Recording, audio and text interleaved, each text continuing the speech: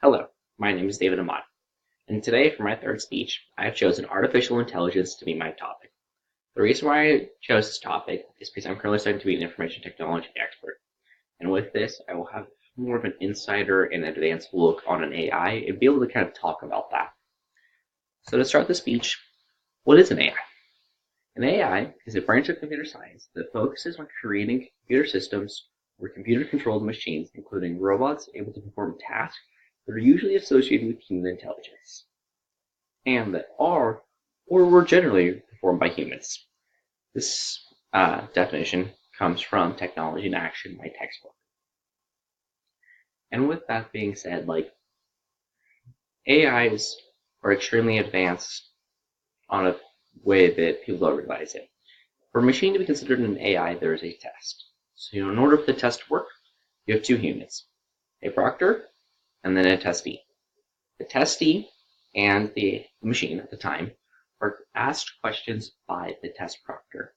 If the human and the AI if he cannot tell which one is the machine out of the two of them, then that is part of it. And at the same time, if a human asks that machine questions, if it doesn't look like a machine answer, at that point it started being considered an actual artificial intelligence.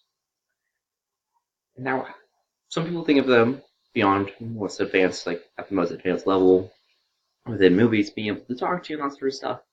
And so that brings me to my next topic. We use AIs in our everyday life without even people realizing it. The very first example that I have is Google. Google is a search engine that when you search stuff, based off of what you search and what people generally search for the start of that, it then recommends what to say. Well, the more you Google, and the more you use Google, and if you use an actual account with it, it starts to learn. It starts to learn what you talk about, what you like, and that sort of stuff, to try and give you the correct or suggestions. At the same time, if you use Yahoo, if you notice on all of their ads, all of their articles, somehow it's always related to what you do. That's because there's an AI built into that to sort of remember what you search. And it starts to figure out and look for patterns and that sort of stuff. And then being sort of a mixture between Google and Yahoo. If you use Bing, I'm amazed. You're one of the few people, that's all I've got to say. Amazon, and what I mean by Amazon, what people don't realize, is that when you buy stuff or when you view stuff, with anything that you do online, anything you're buying online, it says, hey, based on what you viewed or what you bought, we recommend this item. I know I've bought those a few times, but that's actually an AI recommending that for you. The other third AI that we really use that people don't even realize is that when you're on a website and you're asking for help or something along those lines, it kind of pops up and it says, hey, this person's kind of here to help, or we're here to help. And then it pops up with like a chat log. Now, most of the time, at the start of that, there's actually an AI that tries to answer your questions. If the questions are sort of at a basic level or level that the AI actually knows, it will respond in how it would recommend it from the person who initially based the AI off of. If it doesn't, it then sends it to an actual person. And that's really just what they do. AIs are used in everyday life that people enjoy and hate at the same time. Some people enjoy it autofilling for Google. Some people don't like that. And that brings me to my next topic too. AIs are currently in development. Currently, AIs take time. Right now, it's like the beginning of everything. You look at Siri, Cortana, Alexa, any of things. At the start, right now, I still consider them at their starting point. They've advanced from when they initially came out with Siri back in the iPhone 3, but they've also gotten farther. Now, what people don't realize is the more you use them, the more they become effective. So, AIs are slowly becoming more and more effective. They start to learn. And that's sort of the idea. On top of that, just as a human nature, we like to make things easier for ourselves. And on top of that, we would like to make it so that we don't have to focus on the part that doesn't require a lot of thinking. We would rather encourage people to think. And so that's sort of the advantage of an AI. An AI can sort of take care of that most basic level of, hey, we need this plugged in.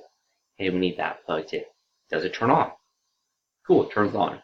I can't ask for much more from you That's not what we need to do. Like I said with the definition, it's were or are generally performed by humans, and that's sort of the idea of an AI. But with all that being said, leads to my final topic: the fear of AIs. I love the Terminator movies, and I think a lot of people do.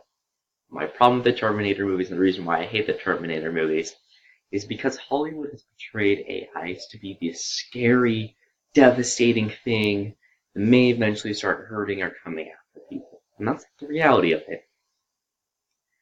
AIs can always be created with something called a kill code.